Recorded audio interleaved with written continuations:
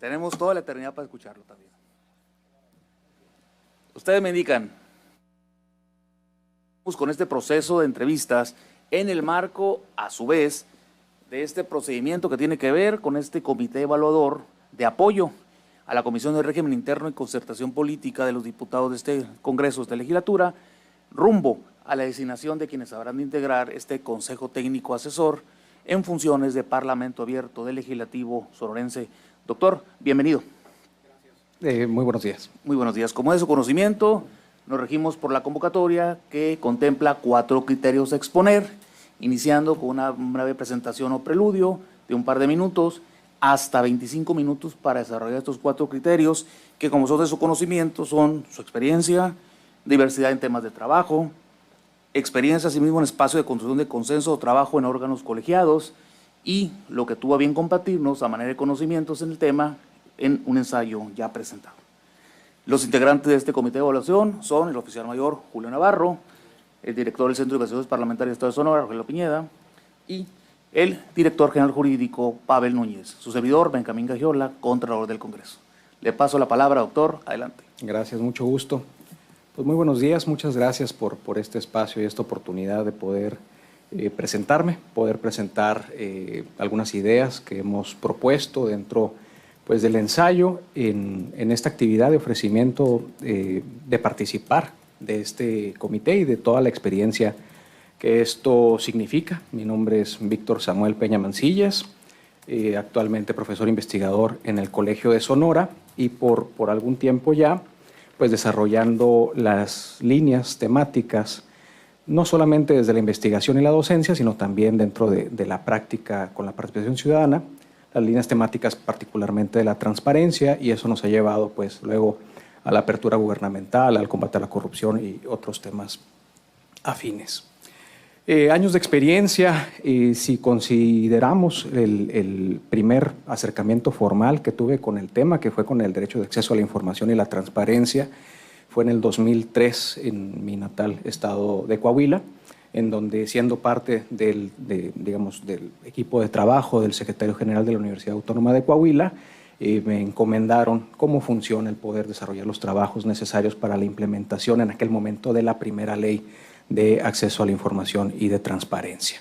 Después del 2003 hasta la fecha, pues ha sido un tema dominante, más específicamente en el 2012, como un trabajo de investigación, desarrollé uno alrededor de un término que comenzaba recién a tener auge, que era el del gobierno abierto.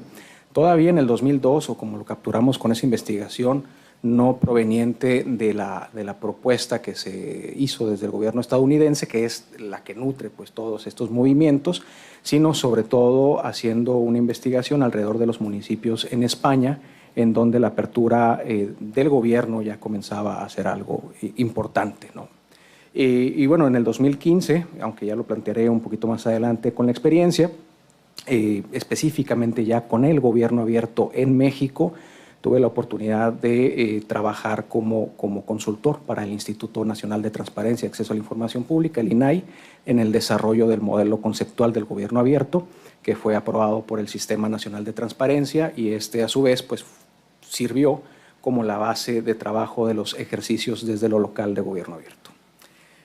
Algunas pues, actividades o digamos logros alrededor de las diferentes temáticas que se han desarrollado, bueno, que de hecho planteo en este momento. Me parece que a lo largo de estos, decía yo, 19 años, puedo manejarme con soltura, por supuesto, con el tema de la transparencia, la apertura gubernamental, el combate a la corrupción, la integridad pública, el derecho de acceso a la información, la libertad de expresión, la innovación de la gestión pública, el diseño e implementación de políticas públicas, la participación ciudadana y la fiscalización. Estos temas, digamos, aparecen a partir de algunas experiencias, algunos logros, algunos trabajos, algunas actividades que refiero de manera muy rápida, yéndome del presente hacia atrás, ¿no? Lo más reciente, digamos, que yo pudiera mencionar alrededor de esto, y que para mí fue un gran honor, fue el haber sido invitado a desarrollar una materia en la universidad del Valle, allá en Colombia, fue en línea, específicamente en la materia de transparencia y combate a la corrupción. Entonces, que ser invitado por una universidad extranjera para desarrollar esta en el programa de doctorado, digamos, profesionalmente me significa bastante. El año 2020 estuve trabajando con la Secretaría de la Contraloría General del gobierno anterior, como asesorando para el replanteamiento de las bases y el procedimiento del reconocimiento a la servidora y el servidor público íntegro. Eso fue para el último año de la administración pasada, y estas bases y este procedimiento, incluso el mismo jurado, repite con el primer otorgamiento que se da de este galardón, que fue ya en el primer año de la presente administración estatal. En el 2019 me desempeñé como diseñador de una metodología para el análisis de riesgos en la corrupción en los municipios de Sonora. Esto fue empleado por la Secretaría Ejecutiva del Sistema Estatal Anticorrupción. Solamente en el diseño, la implementación ya corrió a parte de la Secretaría Ejecutiva. En el 2019, a invitación del Comité Editorial del INAI, fui autor de 4 conceptos dentro del Diccionario de Transparencia y Acceso a la Información Pública, entre ellos el concepto de Plan de Acción de Gobierno Abierto y el concepto de Gobierno Abierto Subnacional. Entre el 2018 y el 2021, hablando de participación ciudadana, he sido redactor responsable de 3 agendas ciudadanas en políticas públicas dentro de los trabajos que ha desarrollado Hermosillo Cómo Vamos aquí en la ciudad de Hermosillo. En el 17 fui el diseñador de la especialización Derecho a la Información, Fiscalización y Combate a la Corrupción, y de la acentuación de la misma temática en la Maestría de Derechos Humanos dentro de los posgrados de la Academia Interamericana de Derechos Humanos de la Universidad Autónoma de Coahuila. En el 17, bajo el sello editorial del Colegio de Sonora, coordiné un libro sobre gobierno abierto. En el 16 se publicaron 4 entradas en donde fui invitado para participar en comentarios de la Ley General de Transparencia comentada, publicada por el INAI. Decía ya que en el 2015, una gran experiencia profesional también, fui invitado como consultor para desarrollar el modelo de gobierno abierto para el INAI, y luego este modelo fue aprobado por el Sistema Nacional de Transparencia. He sido técnico asociado para la elaboración de metodología para la evaluación de las funciones de la Auditoría Superior de la Federación por parte de la Comisión de Vigilancia de la Cámara de Diputados a través del Instituto de Administración Pública, el INAP. Y bueno, he podido trabajar en la formación de recursos humanos del 2012 a la fecha como director de 12 tesis de doctorado y de maestría sobre los trabajos dentro de las líneas que se han estado desarrollando, ¿no? Libros coordinados en materia de transparencia, publicados en 2011, 2015 y 2019. Este último, el de 2019, fue reconocido en el 2020 con el premio al mejor libro científico otorgado por la Universidad de Pinar del Río en Cuba. Del 2011 a la fecha, pues autor de varios artículos en revistas científicas. En el 2009 y en el 2021 reciente, autor único de libros específicamente sobre estudios de la transparencia y lo que significa la implementación. Y bueno, del 2019 a la fecha, decíamos, pues una treintena de capítulos, trabajos de investigación y demás. Sobre la experiencia en espacios de construcción de consensos, destacaría, bueno, el primero, y me parece también muy relacionado con el tema, en el 2017, por acuerdo del Senado de la República, fui integrante fundador del Consejo Consultivo del Instituto Nacional de Transparencia, Acceso a la Información Pública y Protección de Datos Personales. Del 2018 al 2021, y esto también pues, lo cuento como parte de estos espacios de coordinación, me desarrollé como director del Centro de Estudios en Gobierno y Asuntos Públicos del Colegio de Sonora. Tengo ya varios años como integrante del Comité Técnico de Hermosillo Cómo Vamos. Soy participante de la Red Académica de Gobierno Abierto, esto desde el 2019. En el 2021 también, y es parte de los consensos que se tienen que lograr, pudimos formar aquí el Comité Estatal, del Comité Estatal Ejecutivo de la Asociación Mexicana de Ciencias Políticas, que está funcionando y que bueno, tiene una actividad en octubre próximo. Soy integrante, miembro fundador de la Comunidad de Investigación del Programa Nacional de Investigación de Rendición de Cuentas y Combate a la Corrupción. En el Colegio de Sonora he estado dentro de la Comisión de Honor y Justicia, del Comité Editorial, por mencionar algunas, ¿no? Y bueno, además de lo que planteábamos en el ensayo, que son pues, básicamente algunas reflexiones iniciales y 7 líneas generales que me parece pudieran trabajarse desde este Consejo Asesor. También planteo bueno, algún trabajo de conocimiento sobre el Poder Legislativo, particularmente pues, a manera de investigación, que se hizo un recuento de lo que viene siendo la clase política legislativa de Sonora, un libro que se coeditó entre el Congreso del Estado de Sonora y el Colegio de Sonora en el 2017. Fui coautor junto con el doctor Ignacio Almada del libro Historia Panorámica del Congreso del Estado de Sonora, volumen 2, que lleva del 2000 al 2016. En el 18 organizamos el seminario La nueva configuración de los congresos locales en la relación ejecutivo-legislativo, pues entre otros, ¿no? Planteo que, por supuesto, por ser un colegiado que se estará integrando y por lo inédito de la experiencia, pues por supuesto que habrá muchas pues, aristas que se tendrán que abordar, ¿no? Y entre ellas, por supuesto, la colaboración de personas que seguramente no nos conocemos o que tenemos alguna referencia indirecta entre nosotros, más que plantear un plan de trabajo, justo porque creo que uno propone, pero pues el colectivo dispone. Planteo más bien el estar observando 7 líneas. Estas 7 líneas bueno, no son originales mías, debo decirlo, se basa en el trabajo ya previo de esta etiqueta que es la del Parlamento Abierto, y de ahí pues yo diría que tendríamos que estar trabajando, pensaría yo que justo como un comité asesor, no tanto como un comité ejecutivo o como ejecutores, sino más bien como planteando algún tipo de iniciativa, de idea, haciendo algún tipo de valoración. Pues lo relacionado, pues por supuesto, con el derecho de acceso a la información, relacionado con lo que hay aquí en el Congreso del Estado, la participación y la rendición de cuentas. Me parece que hay una tendencia a reducir el concepto de Parlamento Abierto a las consultas que se hacen y es un concepto mucho más amplio. Bueno, de hecho hay pues, distintas formas de entender Parlamento Abierto y eso también es parte de la experiencia que venimos a ofrecer acá. Hay un énfasis muy fuerte sobre la apertura de la información presupuestal y administrativa de los congresos, de la historia parlamentaria, los datos abiertos no propietarios, de la ética parlamentaria y de la accesibilidad y difusión de la información que se tenga. Por mencionar nada más así de manera muy puntual, digamos, no sé cómo estén tiempos, pero son 7 líneas que me parece de trabajo que pudieran ir conformando una agenda de conjunto, que digamos sería desde mi apreciación lo que pudiéramos ir aportando los trabajos para ir desarrollando consensos alrededor del trabajo de este comité técnico asesor. Sería por mi parte. Muchas gracias. ¿Alguna pregunta por parte de este comité evaluador? Doctor, nada más haciendo conocimiento su amplia trayectoria importantísima. Gracias. Sin duda creo que su presencia haría muy valioso este comité técnico del Parlamento Abierto, de hacerle éxito. Gracias. Y un buen día. Gracias, buen día. ¿Alguien más? ¿Compadre? ¿Filor? No, adelante. Doctor, gracias, bienvenido. Gracias. Mire, usted comentó, si no mal escuché, sobre que el Parlamento Abierto es un concepto mucho más amplio de algunos foros, ¿no? Correcto. A mí me gustaría, si es posible, que nos ampliara y ahondara más sobre este concepto.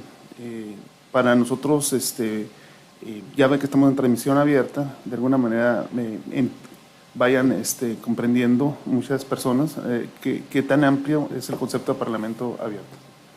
Gracias. Bueno, es la forma, yo diría, más rápida en la que lo pudiera exponer es decir, bueno, Parlamento Abierto proviene de una familia de palabras que más bien hacen uso de metáforas para tratar de explicar situaciones deseadas para las que no hemos tenido palabras mucho más específicas, ¿no? Y una de las partes más importantes del tronco de esta familia de palabras que utilizan metáforas es la de la transparencia, y me detengo tantito ahí porque me parece que es muy clarificadora. O sea, lo transparente es una cualidad de un material. Entonces, a manera de metáfora, cuando decimos no, un gobierno transparente, pues decimos es un gobierno que deja pasar la luz a través de sí, ¿no? Entonces, esta imagen nos evoca la idea pues, de un gobierno de puertas abiertas, un gobierno en una caja de cristal, y en ese nivel de metáfora, pues todos podemos estar de acuerdo en esa imagen, incluso todos podemos estar de acuerdo en que eso significa. El problema viene en esta familia de palabras cuando trasladamos esa metáfora a la práctica. Porque si en la metáfora decimos un gobierno transparente es un gobierno dentro de una caja de cristal, todos lo entendemos, pero como no podemos meter un gobierno a una caja de cristal, sino tenemos que desarrollar procesos, tenemos que capacitar personas. Entonces ahí es donde, por decirlo de una forma muy coloquial, del plato a la boca se cae la sopa, ¿no? Entonces es donde empiezan estas palabras que funcionan o tratan de funcionar como una metáfora, empiezan a batallar en su implementación, porque la expectativa es muy grande, porque yo me imaginaba un gobierno dentro de una caja de cristal, y cuando esa metáfora choca con inercias burocráticas, que digamos, lo digo digamos, en lo más estricto de la expresión, no es peyorativo, con los procesos, con las necesidades, con los presupuestos, todo esto, hay una brecha enorme entre lo que alguien se imaginó era transparencia y lo que termina siendo. Y entonces, conceptos que buscaban tratar de reflejar una mayor horizontalidad entre quienes toman decisiones dentro de lo gubernamental y sobre quienes estas decisiones son empleadas, pues resulta que, si bien el concepto debió haberlos unido, comienza a generar mucha más tensión. Bueno, dentro de ese árbol o dentro de esa familia, más o menos a partir del 2009 y a impulso muy fuerte del gobierno estadounidense y del primer periodo de Barack Obama, se estrena, por así decirlo, una etiqueta que es gobierno abierto, ¿no? Que en ese momento, agarra mucha fuerza. En muy pocos años muchos países se integran al movimiento del gobierno abierto, aun cuando no había claridad conceptual sobre lo que gobierno abierto era. Lo que sí había era otra vez esta metáfora y la idea de que quién puede estar en contra de un gobierno que se abra, ¿no? Se ve bien, legitima, vamos a funcionarlo, y desde la parte ciudadana, pues quién puede estar en contra. Entonces creció mucho más allá de lo que el propio concepto tenía. Incluso si uno revisa lo que se trabajó como gobierno abierto en el propio gobierno de Barack Obama, es muy inferior a lo que luego se plantea en la Alianza para el Gobierno Abierto. Bueno, pues en Alianza para el Gobierno Abierto, por un tiempo considerable, se tiene con que gobierno abierto es la conjunción de transparencia, participación ciudadana, en eso más o menos todos estamos de acuerdo, y luego hay un tercer o a veces hasta un cuarto concepto, dependiendo a quién le preguntemos. Ya con esto, en gobierno abierto todavía, estamos teniendo un problema no de carácter conceptual, porque eso lo podemos, digamos, discutir en el aula. El problema se presenta cuando llevas el concepto a la práctica. Por participación, en donde todos más o menos podemos estar de acuerdo, pues también hay niveles de participación, hay características de participación, y hay quienes dicen, no, pues es que preguntar en una consulta no es participación, ¿no? Porque no intervienes en la decisión. Para participar tienes que tomar una decisión, dicen algunos. Otros dicen, no, pues es que es parte de la discusión que se va a armar, entonces sí es participación. Entonces, en cada uno de esos términos, para no ampliarme, pues tiene sus más y sus menos. Bueno, la especialización dentro de esta familia de conceptos nos presenta con parlamento abierto. Algunos dicen incluso que no era, primero dicen que no era necesario, porque gobierno abierto, en su origen, cuando se hablaba de gobierno, como era un término anglosajón, pues ya abarcaba lo que para nosotros en Latinoamérica sería lo estatal, ¿no? O sea, lo público.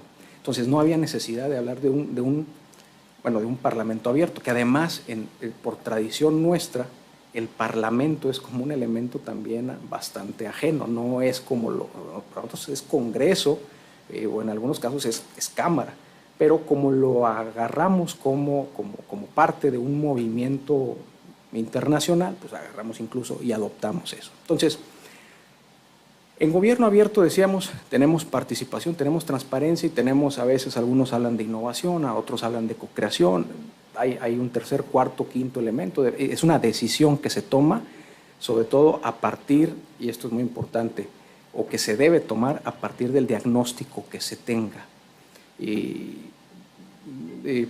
innovación, bueno, qué tipo de innovación, y además las condiciones están dadas para poder innovar.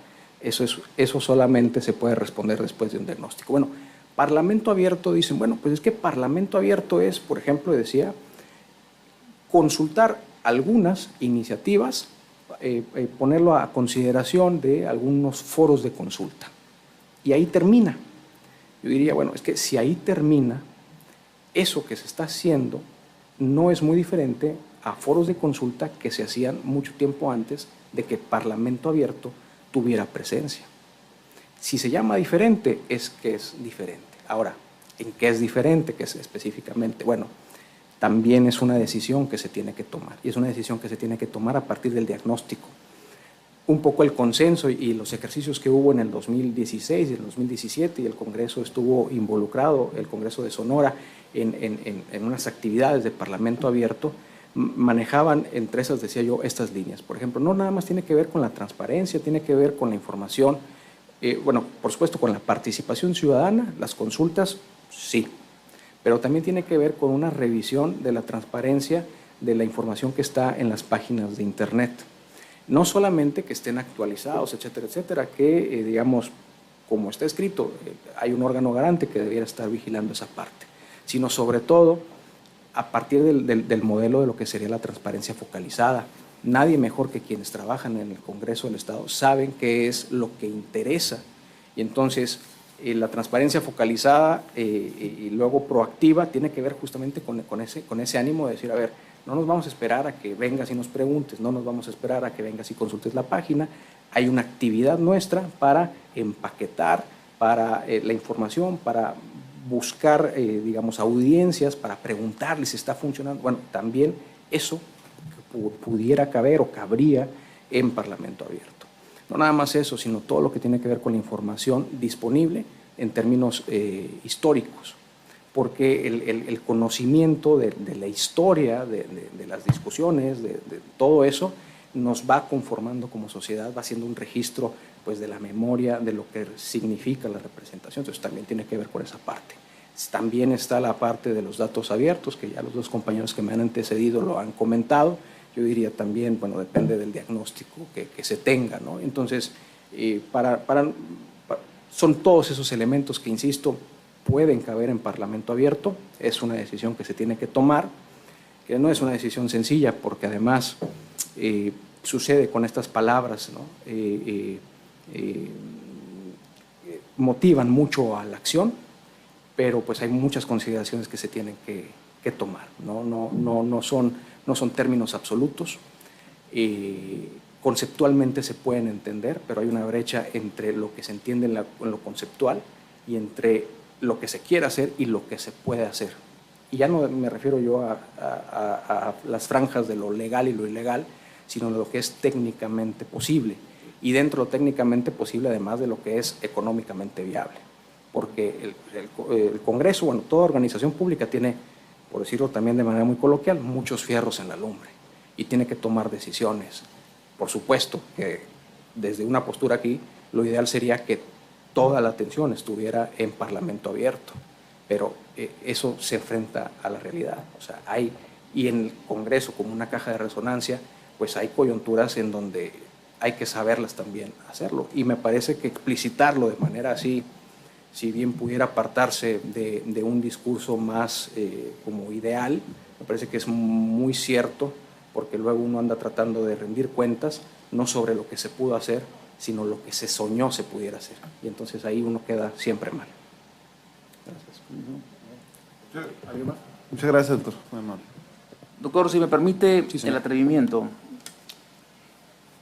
voy a aprovechar de su vasto currículum, su sobrada experiencia,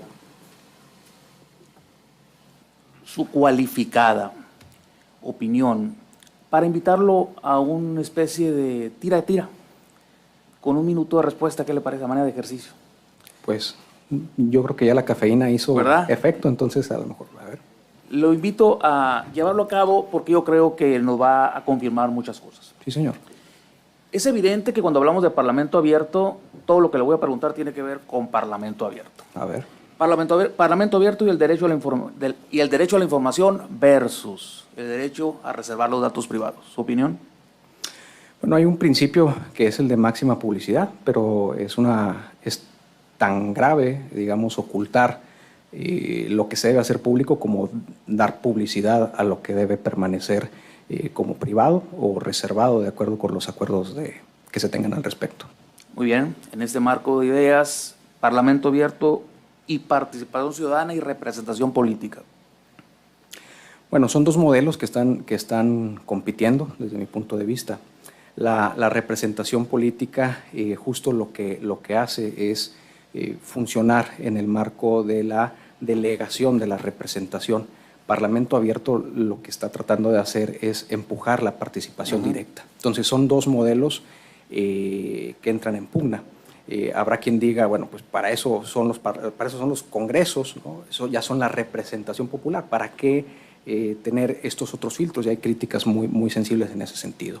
Me parece que incluso considerando estas pugnas hay que sacar lo mejor de la esencia de los dos modelos, y yo en ese sentido diría incluso tener al concepto de parlamento abierto no como enmarcado en oro, sino atendiendo a cuál es la substancia y cuál es la filosofía de ese parlamento abierto, que tiene que ver justo con la idea de que todos estamos en el mismo mar, quizás en diferentes barcos, pero finalmente el agua es de todos, ¿no? Parlamento abierto como punto de referencia, información parlamentaria e interés político. ¿A qué se refiere con interés político? Los diputados, sus representantes, tienen un interés político también. Sí, claro. Me parece que mientras que el interés político sea legítimo, ahí no encontraría yo de momento alguna tensión que se pudiera generar. Se pudiera generar tensión, por lo que he observado, tanto en experiencias, digamos, de otros estados, que la tensión se genera, primero, porque se piensa que con transparencia, la frase coloquial es, se va a dar de más. Pues, digamos, no es así, ¿no? Las leyes son suficientemente claras y me parece que hay experiencias así, digamos, que podemos nosotros echar mano. Son herramientas que pudieran aprovechar el interés político justo para acercarse con las personas, para tener un diálogo mucho más horizontal. Mientras no hubiera, digamos, algo oculto o por hacer una referencia, ¿no? Como de esas llamadas que luego son grabadas y que ahora conocemos a nivel nacional, mientras no exista eso, no hay ningún problema. Parlamento abierto y conflicto de interés. Bueno, es parte de lo que se establece de lo que se estableció en los ejercicios que se realizaron con el INCO. En ese sentido entiendo que la relación que puede existir se debe publicitar de manera, digamos, clara, actualizada y consciente si existe o no existe conflicto de intereses, ¿no? Que además el término de conflicto de interés también tiene sus asegúnes, porque no es una condición inmutable a través del tiempo, sino depende de las coyunturas. Parlamento abierto y minorías y disenso. Como pertenece al modelo de participación directa, es un espacio para las minorías.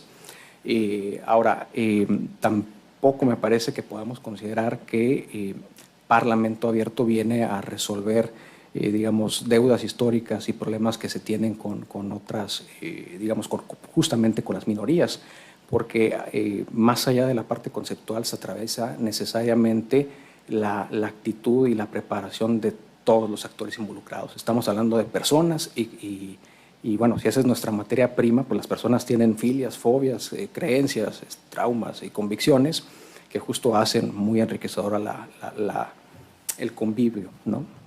Por último, hermanables en el marco de naturalezas diferentes, por así decirlo, el Parlamento abierto y el gobierno abierto.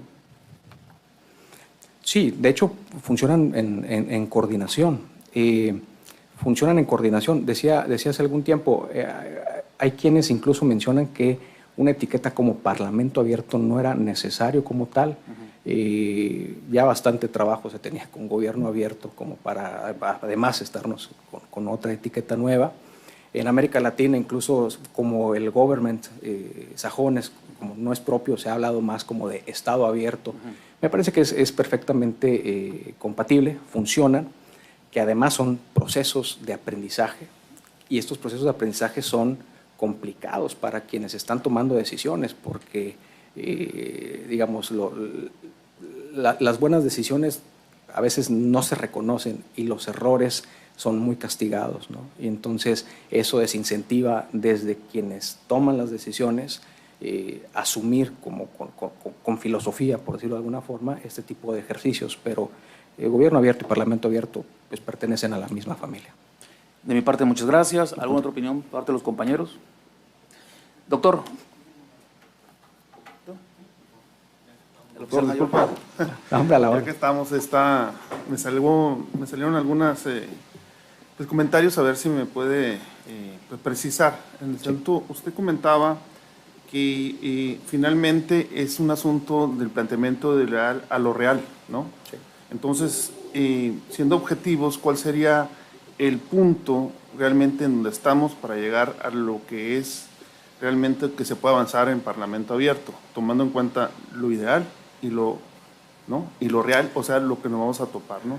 Y lo otro, doctor, si nos puede decir en dónde, a través de la transparencia, a través de la participación, entra el tercer concepto, que es innovación, o si nos puede complementar más a eso para, por favor. Bueno, específicamente en el punto en el que nos encontramos, me parece que lo más conservador de mi parte sería decir, bueno, que estamos, y ya pues estamos porque aquí estamos, ¿no? En un proceso de integración de un colegiado. Este colegiado tiene un reto muy, muy grande hacia adelante. Quienes queden tienen un reto muy importante, y ese reto va a ser el poder construir en consenso una identidad. Hay quienes se pudieran sentir incómodos justo porque todo está por hacerse. A lo largo de este proceso y con quienes lo he comentado, ha habido las más diversas interpretaciones sobre lo que este comité va a hacer, y entonces ahí hay justo un área en donde hay que construirlo desde quienes queden y en conjunto, por supuesto, con el Congreso, para ver cuáles van a ser los alcances. Me parecería que lo más, digamos, saludable en ese sentido sería tratar de encontrar una dinámica de trabajo en el cual desde quienes integren este comité puedan hacer propuestas, esas propuestas puedan tener un primer filtro del propio comité, una especie como de decirlo así, no de iniciativa, que es aprobada pues en comisión, y luego esa, bueno, y además puede ser, digamos, simultánea, no necesariamente sucesiva, eso además pues planteado ya con quienes serían los implementadores, ¿no? Porque lo de menos sería idear qué nos gustaría, más bien tenemos que plantearnos cómo se pudiera ir avanzando hacia eso. Entonces yo creo que estamos en ese punto muy importante, con un compromiso enorme de que este comité no se desinfle, porque seguramente hay una curva de aprendizaje, seguramente habrá perfiles diversos, y dentro de los perfiles diversos, aun cuando haya coincidencias, hay diferencias, y habrá que trabajar mucho para que esas coincidencias se sobrepongan a las diferencias que pueda haber, ¿no? Y todo eso pues en un ambiente político natural que es el Congreso. Entonces me parece que estamos en ese punto.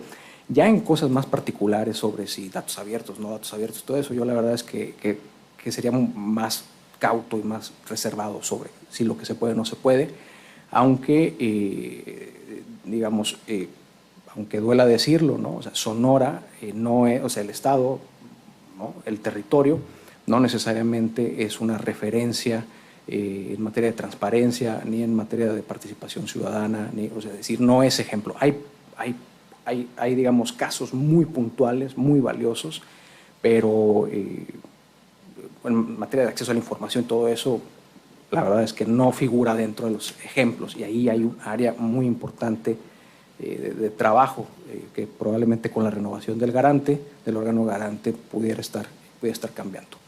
La innovación, yo la plantearía más alrededor de una innovación social, y esto lo planteo a partir de la experiencia del 2015, cuando discutíamos en el INAI el modelo de gobierno abierto. En un primer momento la innovación se planteaba en una innovación técnica y entonces asociábamos o se asociaba directamente la innovación con tecnologías de la información, con datos, etcétera, etcétera. Y la discusión con los expertos que estuvieron en esas mesas, que fue parte del trabajo que se realizó para validar el modelo de gobierno abierto, era que incluso previo a esa innovación tecnológica se tenía que trabajar en una innovación social. ¿Cuál es la innovación social? El gran reto que se tiene, por ejemplo, con estas convocatorias o con estos mecanismos de participación, es que de repente son las mismas caras las que siempre se ven. Siempre son los mismos que participan, y participas para una cosa y participas para la otra. Eso no es malo, pero también es un indicativo que te señala que hay personas que no están acercándose, y no se están acercando porque no tienen confianza, porque no conocen los temas, entonces, etcétera, ¿no? Entonces, la innovación social lo que quiere hacer, o digamos lo que plantea es, lo que necesitamos es también de manera muy consciente, es empezar a interesar personas, es empezar a acercar a las personas, y desde pequeños detalles de cómo te reciben en la puerta del Congreso, ¿no? hasta eventos en colonias, o sea, todo eso para que las personas identifiquen que en el Congreso del Estado, o sea, bueno, que hay un Congreso en el Estado, que hay no solamente los diputados y las diputadas, por supuesto, sino hay todo un grupo de trabajo, que hay un centro de investigación parlamentaria y que tienen esta productividad y sí, o sea, y es útil para, o sea, todo eso va acercando a las personas, porque, digamos, decíamos siempre en broma cuando hablábamos de gobierno abierto, el gran asunto es que el gobierno se abre, pero nadie quiere entrar, ¿no? Entonces, eso sería sobre la innovación social específicamente, que sería, me parece, a la que yo me referiría de manera mucho más puntual. Gracias. ¿Alguien más?